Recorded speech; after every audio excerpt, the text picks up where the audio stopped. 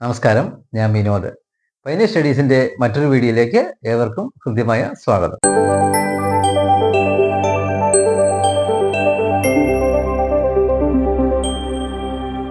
കഴിഞ്ഞ ക്ലാസ്സിൽ നമ്മൾ പഠിച്ചത് സംഖ്യകളെ കുറിച്ചാണ് അല്ലേ?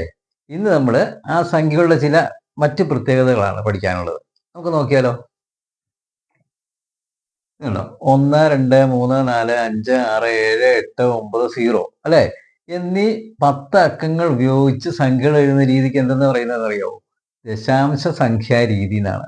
ദശാംശം 10 സംഖ്യകളില്ലെന്നെങ്കിൽ 1, 2, 1 തൊട്ട് 0 വരെ അല്ലേ?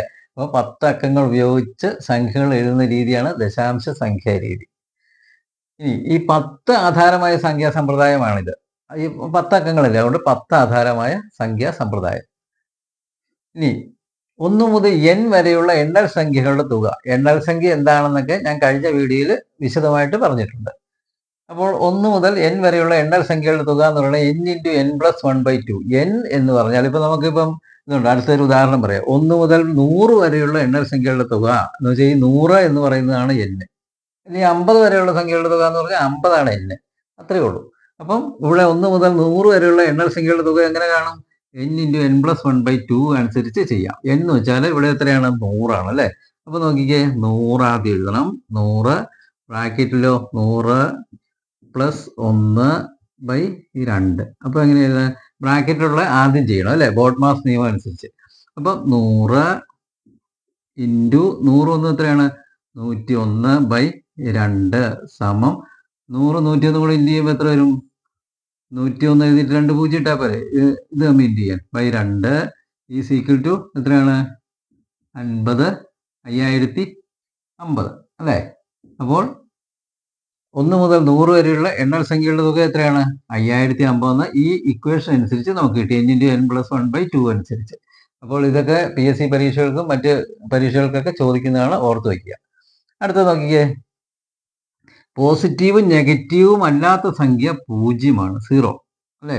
പോസിറ്റീവ് സംഖ്യ നെഗറ്റീവ് സംഖ്യ അല്ലേ? -5 +5 എന്നൊക്കെ പറയും, അല്ലെങ്കിൽ -4 +4 എന്നൊക്കെ പറയും. അപ്പോൾ ഇതൊന്നും അല്ലാത്ത സംഖ്യ 0. ഇതും ചോദിക്കാറുണ്ട്. അപ്പോൾ നെഗറ്റീവും പോസിറ്റീവും അല്ലാത്ത സംഖ്യ 0. അടുത്തത്, ആദ്യത്തെ n ഒറ്റ സംഖ്യകളുടെ തുക. ഒറ്റ സംഖ്യ എന്താണെന്ന് നമ്മൾ കഴിഞ്ഞ ക്ലാസ്സിൽ പഠിച്ചു. ഏതാണ്? 1, 3, 5, 7 അങ്ങനെയുള്ളത്. അങ്ങനെയുള്ള ആദ്യത്തെ n ഒറ്റ സംഖ്യകളുടെ തുക എന്ന് വെച്ചാൽ 10 ഒറ്റ സംഖ്യകളുടെ തുക, 13 ഒറ്റ സംഖ്യകളുടെ തുക എന്നൊക്കെ ചോദിക്കും. ഇവിടെ നോക്കിയാൽ ആദ്യത്തെ 13 ഒറ്റ സംഖ്യകളുടെ തുക. അപ്പൊ n എന്ന് പറയുന്നത് 13 ആണ് അല്ലേ? 13 ആണ് n.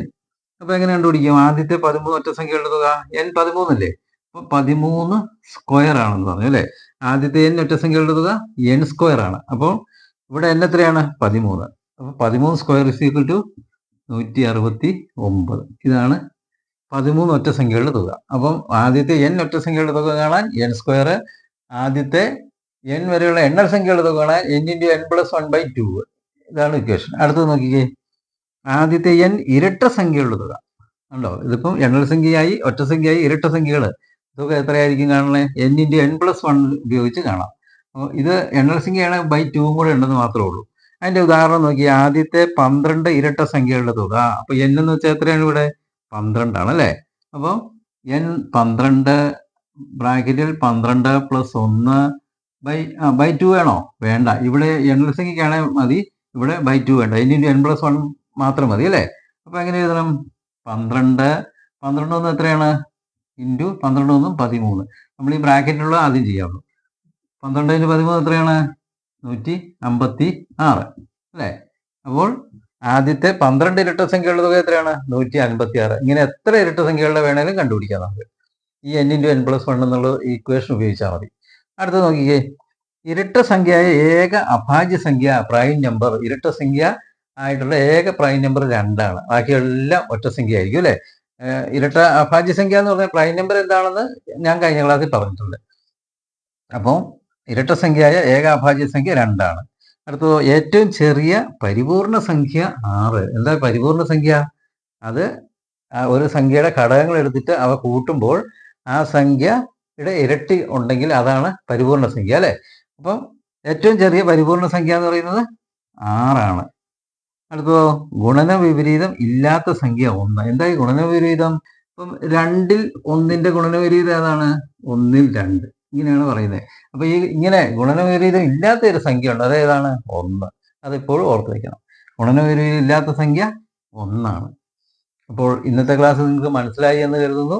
നിങ്ങൾക്ക് ഈ ക്ലാസ് ഇഷ്ടപ്പെട്ടെങ്കിൽ ലൈക്ക് ചെയ്യുക, ഷെയർ ചെയ്യുക, ചാനൽ സബ്സ്ക്രൈബ് ചെയ്യുക.